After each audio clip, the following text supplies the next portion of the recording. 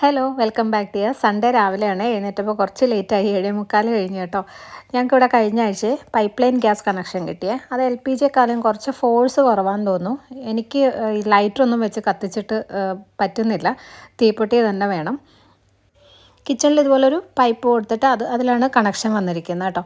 ഇവിടെ ഈ ഒരു സൈഡിലുള്ള പ്ലഗ് നമ്മൾ യൂസ് ചെയ്യാൻ പാടില്ല, ഒരു ഇലക്ട്രിക് അപ്ലയൻസസും അവിടെ ഉപയോഗിക്കരുതെന്നാണ്. അതുപോലെ ഈ സ്റ്റൗവിൽ ഇനി നമുക്ക് സിലിണ്ടർ ഉപയോഗിക്കാൻ പറ്റത്തില്ല, LPG യൂസ് ചെയ്യാൻ പറ്റത്തില്ല. കിച്ചണിൻ്റെ പുറത്തായിട്ട് ഇതുപോലെ ഒരു മീറ്റർ വെച്ചിട്ടുണ്ട്. നമ്മൾ ഇലക്ട്രിസിറ്റിയും വാട്ടർ ബില്ലും ഒക്കെ വരുന്ന പോലെ നമ്മൾ യൂസ് ചെയ്യുന്നതിനനുസരിച്ചാണ് ബില്ല് വരുന്നത്.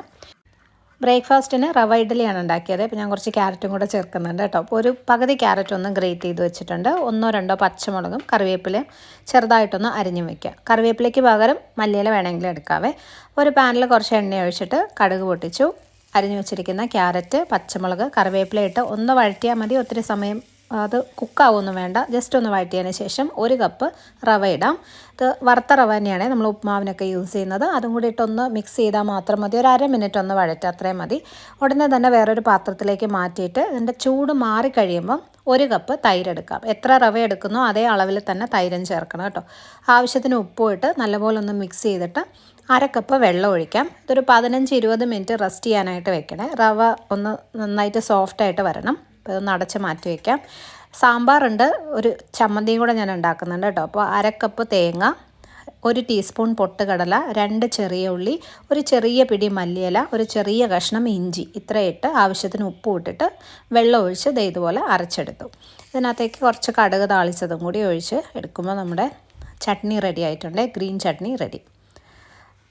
റവ നമ്മൾ ഒരു 15 മിനിറ്റ് വെച്ചത് നല്ല സോഫ്റ്റായിട്ട് വന്നിട്ടുണ്ട്. ഇതിനകത്തോട്ടിനി കുറച്ച് ഈനോ ഫ്രൂട്ട് സോൾട്ട് ചേർക്കാം. റെഗുലർ, അത് വേറെ ഫ്ലേവറൊന്നും ഇല്ലാത്ത റെഗുലർ വാങ്ങിക്കണം കേട്ടോ. 1/2 ടീസ്പൂൺ ഈനോ ചേർത്തു.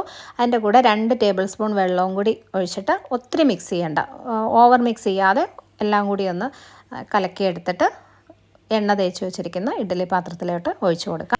ഈനോയ്ക്ക് പകരം 1/2 ടീസ്പൂൺ ബേക്കിംഗ് സോഡ വേണമെങ്കിലും ചേർക്കാം. പക്ഷേ സോഡയ്ക്കൊരു സോപ്പിൻ്റെ ഒരു ടേസ്റ്റ് വരത്തില്ലേ, അത് നമ്മൾ ഈ ഇഡ്ഡലി വേവിച്ച് കഴിയുമ്പോൾ നല്ലപോലെ അറിയാൻ പറ്റും കേട്ടോ. അപ്പോൾ ഈനോ ചേർക്കുമ്പോൾ അങ്ങനെ ഒരു പ്രശ്നമില്ല.